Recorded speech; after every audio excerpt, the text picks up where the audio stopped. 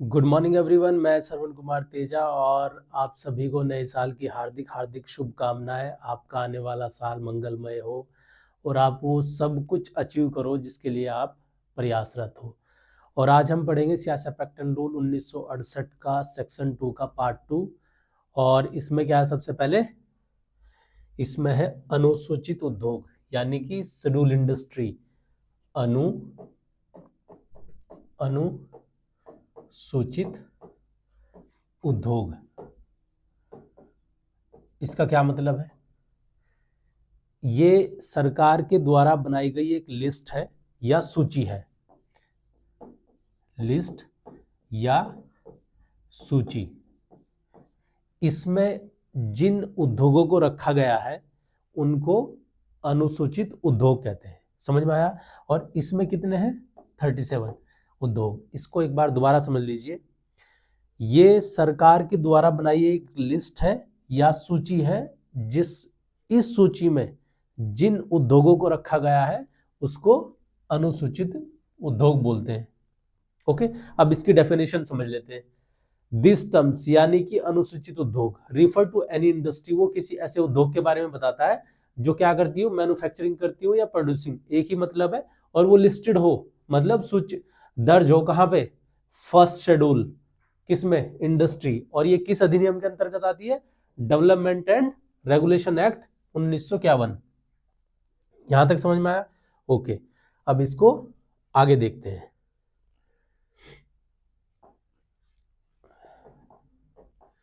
What is the schedule industry, ये हम पढ़ चुके हैं। A schedule industry refer to any industry, वो किसी ऐसे उद्योग के बारे में बताता है जो लिस्टेड हो किसमें? फर्स्ट शेड्यूल में। और किस एक्ट के अंतर्गत आता है? IDRA 1951, ये भी हम बता चुके हैं। अब सवाल ये आता है कि जो 37 उद्योग इसमें लिस्टेड किए गए हैं, दर्ज किए गए हैं, वो क्यों किए गए हैं? उनका आधार क्या है? सारे क्यों नहीं है? जितने भी उद्योग, जितने भी प्रोडक्शन हमारे देश में होते हैं, वो सबको इसमें क्यों नहीं रखा गया लिस्ट में? तो ये समझ लेते हैं। इसमें हम 3 तरीके से कैटेगराइज कर सकते हैं। पहले वो उद्योग जो हमारी सुरक्षा के लिए बहुत इंपॉर्टेंट है। दूसरे वो उद्योग जो हमारे देश के डेवलपमेंट में बहुत सहायक है। और तीसरे वो जो हमारी पब्लिक वेलफेयर यानी कि खाद्य आपूर्ति के लिए बहुत जरूरी है। तो इसको समझ लेते हैं या इंपॉर्टेंट है। सबसे पहले नेशनल डेवलपमेंट में क्या क्या आ सकता है हमारा? स्टील उद्योग आ सकता है हमारा, फिर हमारा आयरन आ सकता है, आयरन और मशीनरी उद्योग आ सकते हैं।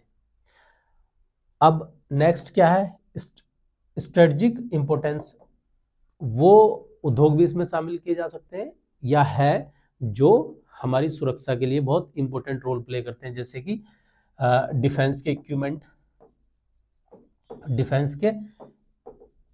इक्विपमेंट, वेपन हो गए हमारे, वेपन, और atomic energy, like atomic energy. अब यह है कि ये सवाल है कि हमारे पास सब कुछ है, हमारा विकास भी अच्छी तरीके से हो रहा है, लेकिन हम सुरक्षित नहीं है, तो फिर उस विकास का कोई फायदा नहीं है, वो कभी भी जीरो हो सकता है। नेक्स्ट, पब्लिक वेलफेयर में किस तरीके से आ जाते हैं? जैसे कि हमारा फूड से रिलेटेड इंडस्ट्री हो गई, कोई भी केमिकल्स हो गए और एनर्जी हो गई या इलेक्ट्रिसिटी हो गई, एनर्जी, इलेक्ट्रिसिटी या इंफ्रास्ट्रक्चर। तो ये वो उद्योग है जो हमारे जो कुछ इंपॉर्टेंट है हमारी आर्थिक स्थिति को सुधारने के लिए या आर्थिक जरूरत के हिसाब से, और कुछ हमारे प्रोडक्ट, कुछ हमारे है कि हमारी सुरक्षा के लिहाज से, और कुछ इंपॉर्टेंट है हमारी खाद्य आपूर्ति करने के लिए। समझ में आया? अब इसको आगे समझते हैं।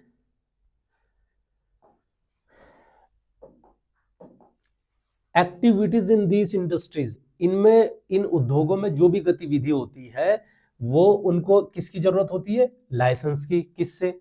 फ्रॉम द गवर्नमेंट से। उसको चाहे वो स्टार्ट करना हो या फिर उसको एक्सपेंड करना हो या फिर किसी ऑपरेशन को क्लोज करना हो। तो जो भी इन उद्योगों में गतिविधि होती है उन गतिविधियों के लिए इन्हें सरकार से लाइसेंस की जरूरत होती है, चाहे वो स्टार्ट करना हो, एक्सपेंड करना हो या फिर उसको क्लोज करना हो ऑपरेशन को। Many industries are including due to their role ensuring the national security, बहुत सारे उद्योगों को इसमें इसलिए शामिल किया गया है क्योंकि उनका वो इंश्योर करते हैं हमारी नेशनल सिक्योरिटी को या फिर इकोनॉमिक स्टेबिलिटी को। जैसे कि मैं आपको बता चुका हूं, वो डिफेंस हो सकता है, डिफेंस इक्विपमेंट हो सकते हैं, स्टील हो सकता है और प्रोडक्शन हो सकता है। Schedule industry require the government oversight and regulation for their development, वो ये जितने भी उद्योग है अपने विकास के लिए उनको किस किस चीज की जरूरत रहती है, एक तो गवर्नमेंट की सरकारी निगरानी, सरकार की निगरानी की और उसके नियमों की, उसके रेगुलेशन की, फॉर देयर डेवलपमेंट, अपने विकास के लिए। अमेंडमेंट है, these list has been updated over the time, ये जो भी लिस्ट है इसमें ऐसा नहीं है कि ये मैंने आज 37 बता दिया तो ये हमेशा 37 ही रहेगी। आप इसको जब भी एग्जाम में बैठे एक बार इसको जरूर चेक करें कि अभी कितनी लिस्ट इस इंडस्ट्री में, सॉरी कितनी इंडस्ट्रीज इस लिस्ट में आती है या नहीं आती है। चूंकि ये क्या कह रहा है, ओवर द टाइम, समय के अनुसार ये बदली जा सकती है उनकी जरूरतों के हिसाब से। रिमूव इंडस्ट्रीज और बेस्ड ऑन इकोनॉमिक प्रायोरिटीज, उनकी जरूरत के हिसाब से उनको अपडेट किया जा सकता है, हटाया जा सकता है या फिर उसमें कुछ नई इंडस्ट्रीज जोड़ी जा सकती है। जब हम किसी अपने ऑब्जेक्टिव को पूरा कर लिया, मान लो अगर हमने कोई उद्योग लगाया और उससे हमें जो चाहिए था वो ऑब्जेक्टिव या उद्देश्य अगर हमने प्राप्त कर लिया तो हम उसको इस लिस्ट से हटा सकते हैं। या फिर उसमें लगे कि अभी जरूरत है, जैसे कि क्या है, अभी एआई का जमाना है, एआई बेस्ड जो भी रोबोट बन रहे हैं उनसे संबंधित इस लिस्ट में डाला जा सकता है उनकी प्रायोरिटीज के हिसाब से कि नहीं ये अब इस इंडस्ट्री में रहने लायक उद्योग है।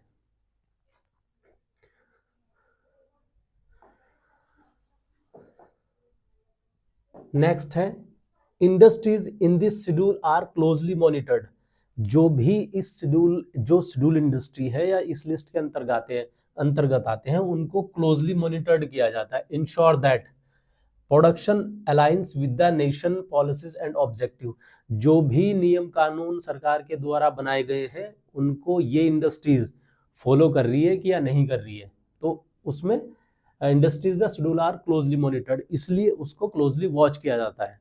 ऐसा नहीं है कि आपको लाइसेंस दिया, क्या आपको लाइसेंस दिया फर्टिलाइजर बनाने का, वहां आप देसी कट्टे बना रहे हैं, है ना, तमंचे बना रहे हैं, तो इस चीज को इंश्योर करने के लिए उसको क्लोजली मॉनिटर्ड किया जाता है। समझ में आया? नेक्स्ट क्या है, ओ ये क्या है, ये लाइक और शेयर और सब्सक्राइब, ये बताना पड़ेगा या आप खुद समझ जाओगे। आई होप कि आप समझ ही गए होंगे, तो इस पे भी विशेष रूप से ध्यान देना है। subordinate officer, subordinate officer, a member of the force of the CISF who hold the rank inspector, sub inspector और असिस्टेंट सब इंस्पेक्टर, इनको हम subordinate ऑफिसर बोलते हैं या अधीनस्थ अधिकारी बोलते हैं। इनमें सबसे बुरी हालत किसकी है, इनमें से सबसे जो बुरी हालत है वो इनकी, आप इनको कांस्टेबल ही मान के चलिए, आप मान के चलिए, इसको लिख मत देना कि ये कांस्टेबल ही है।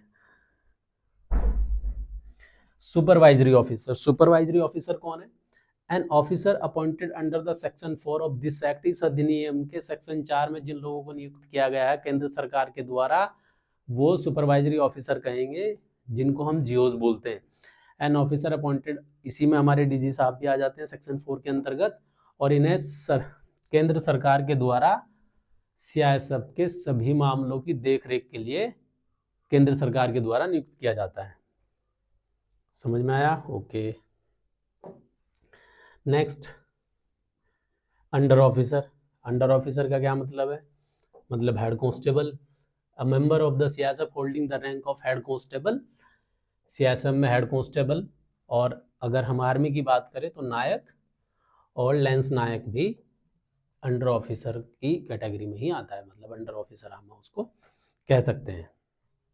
नेक्स्ट क्या है, reference to law, if the act mention law, यदि कोई अधिनियम ऐसा कानून रखता है that doesn't apply in the specific area, कोई विशेष क्षेत्र में वो लागू नहीं होता है, तो क्या समझा जाएगा? It should be understood as referring to the relevant law that does apply in that area, और वहां पे वो नियम, उसके जो भी संबंधित नियम होगा वो नियम लागू होगा। कैसे? एग्जाम्पल से समझते हैं। मान लो हमारे देश के ज्यादातर राज्यों में किसी बलात्कार या हत्या के लिए क्या है? सजाए आजीवन कारावास है। समझ में आया? लेकिन वहां पे हमारा एक स्पेशल राज्य, ये हमारा इंडिया हुआ, और इंडिया के जो ज्यादातर राज्य है उसमें क्या है कि अगर मर्डर या बलात्कार साबित हो जाता है, वैसे तो बहुत सारे फैक्टर मैटर करते हैं, लेकिन हम एग्जाम्पल के तौर पे समझ लेते हैं, यदि इंडिया के ज्यादातर राज्यों में किसी मर्डर या बलात्कार अगर साबित हो जाता है तो क्या है?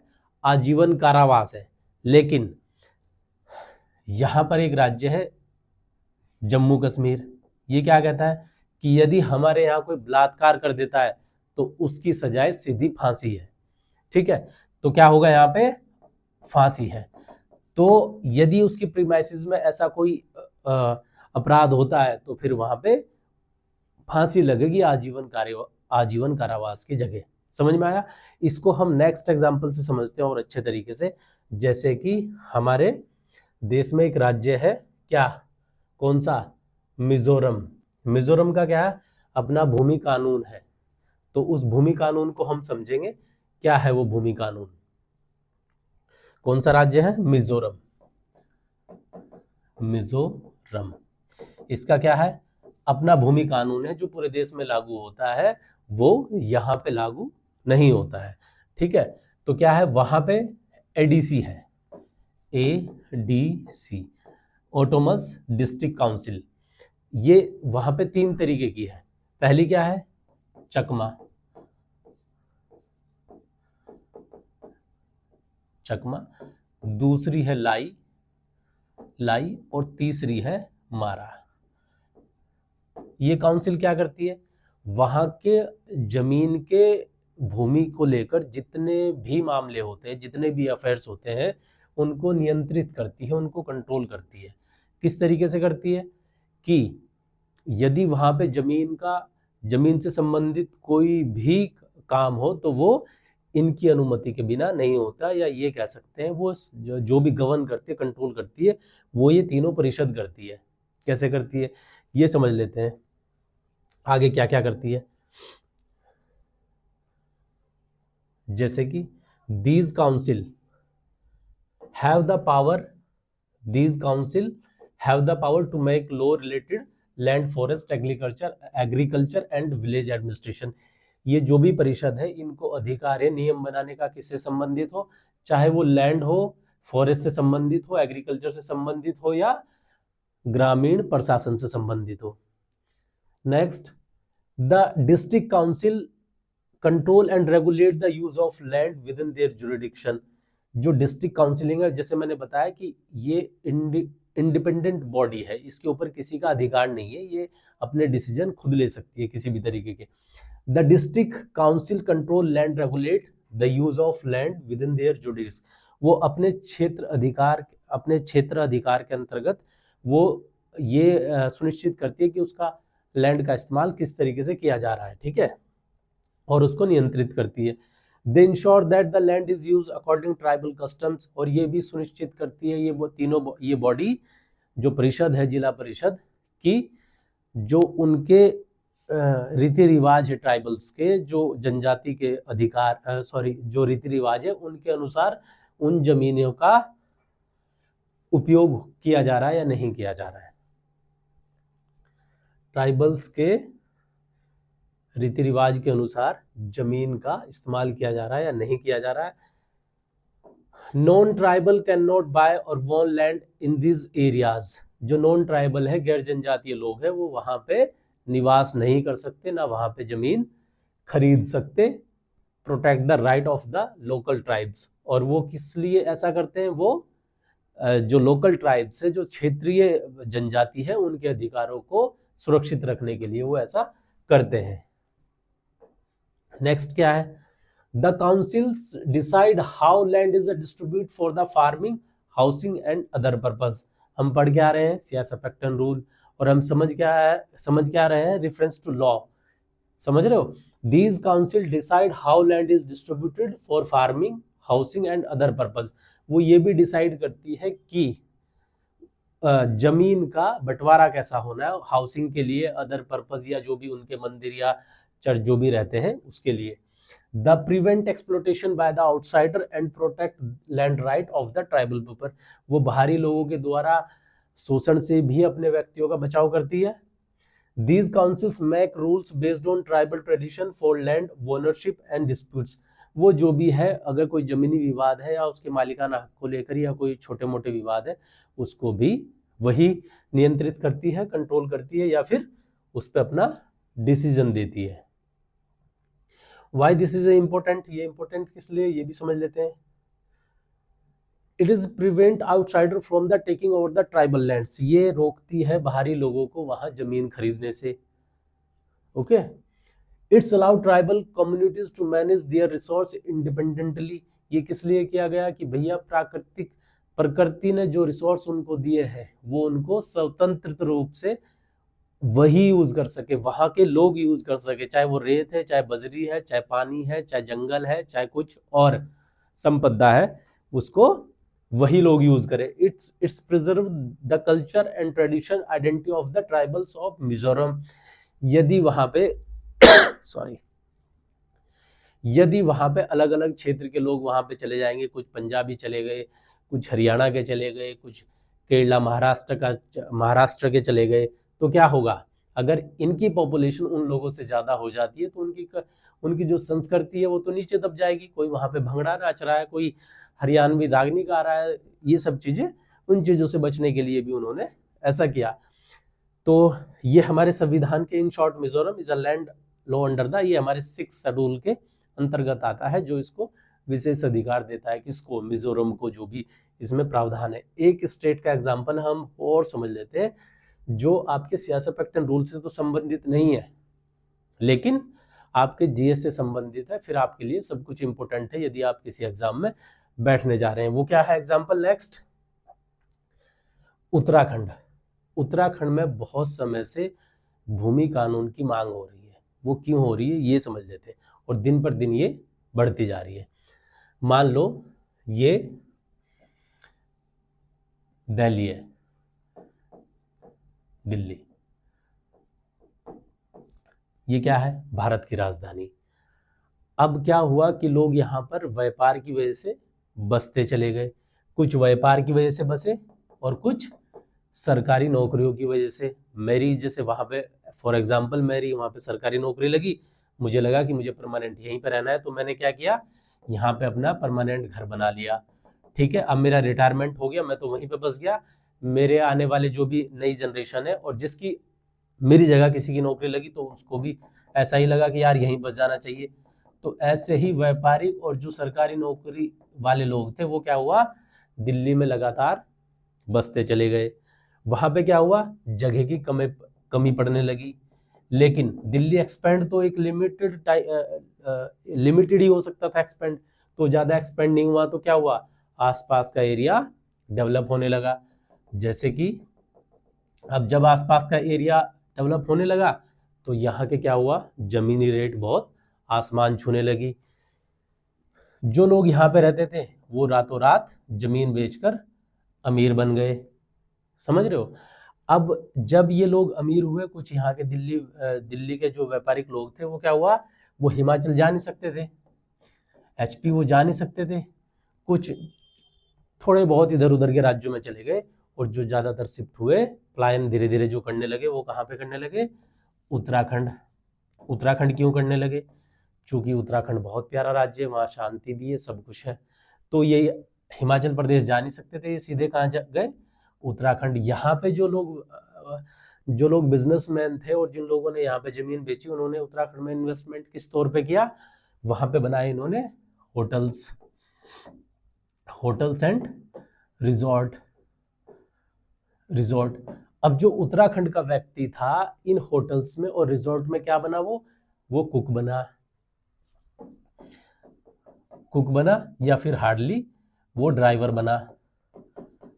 बना। और ये रिसोर्सेज किसका है, क्योंकि जो सबसे ज्यादा इनकम है उत्तराखंड की वो उसके टूरिज्म से है, और टूरिज्म को इस्तेमाल कौन कर रहा है, वो कर रहा है बाहर का व्यक्ति। ऐसा नहीं है सिर्फ एनसीआर के, और भी लोग बस रहे हैं धीरे धीरे उत्तराखंड में। तो क्या हुआ, जो रिसोर्सेज थे, जो मेन रिसोर्सेज उसका क्या है, उत्तराखंड की जो मेन सोर्स है ऑफ इनकम वो क्या है, टूरिज्म है। अब टूरिज्म पे अधिकार किसका हो गया, यहाँ के लोगों का।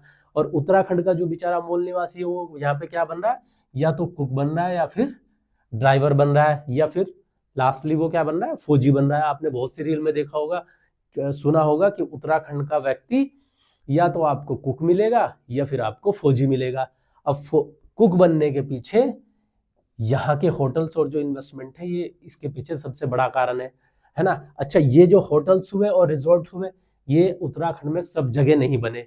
ये कहाँ पे बने, मेन मेन सिटी, जैसे आपका हरिद्वार हो गया, ऋषिकेश हुआ, देहरादून हुआ, और आपका मसूरी या नैनीताल हुआ।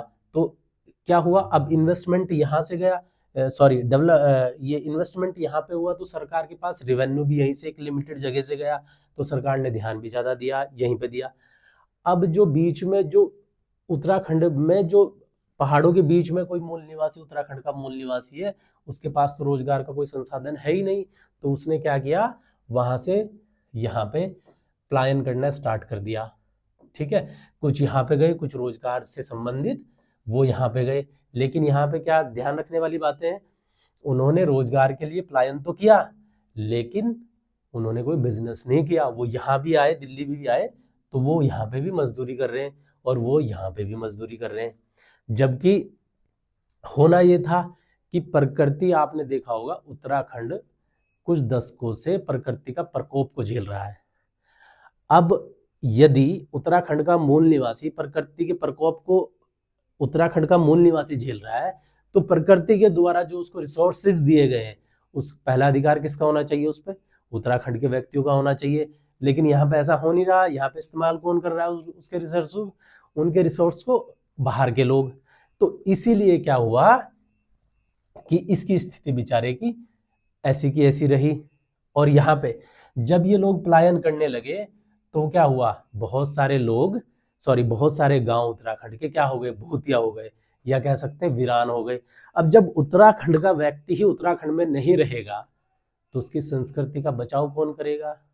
जिस संस्कृति से उत्तराखंड की पहचान है, यदि वही लोग वहां नहीं रहेंगे, तो फिर उसकी पहचान बनेगी कैसे, उसकी पहचान को, उसकी संस्कृति को बचाएगा कौन, है ना। अब ये तो हुआ ये वाला फैक्टर। एक फैक्टर और है कि जैसे जैसे लोग बाहर से लोग यहाँ पे आके बस रहे हैं, ठीक है, तो यहाँ पे धीरे धीरे क्या हो रहा है, क्राइम रेट भी धीरे धीरे बढ़ता जा रहा है। तो इन कारणों से उत्तराखंड में लगातार भूमि कानून की मांग बढ़ती जा रही है, और ये होना भी चाहिए, कहीं ऐसा ना हो। अच्छा, एक चीज और, हाँ, उत्तराखंड में क्या है कि लोगों के पास रहने की लिमिटेड जगह है। ये प्लेन वाले कुछ ही क्षेत्र है, यहाँ पे नैनीताल हुआ, या घाटी के क्षेत्र देहरादून हुआ, या फिर आपका हरिद्वार ऋषिकेश हुआ, ये लिमिटेड जगह है रहने के लिए। अब ये जो बाहर के लोग जा रहे हैं, ये अंदर कहीं पहाड़ पे जाके नहीं बस रहे ना, वो सरवाइव कर पाएंगे ना, तो वहां पे ऐसे संसाधन है, बहुत मेहनत का काम है पहाड़ में रहना, है ना। तो ये लोग क्या कर रहे हैं, ये यहीं पे शिफ्ट हो रहे हैं, एक लिमिटेड जगह में शिफ्ट हो रहे हैं, वो पूरे उत्तराखंड में नहीं फैल रहे हैं। तो क्या है कि तो यहाँ पे भी जो रेशो है वर्ग किलोमीटर का, वो भी लगातार बढ़ता जा रहा है। तो उत्तराखंड कई समस्याएं एक साथ झेल रहा है, समझ में आया। तो इसीलिए उत्तराखंड में भूमि कानून की लगातार मांग बढ़ती जा रही है। तो थैंक्स, आई होप दैट कि आपको ये क्लास समझ आई होगी।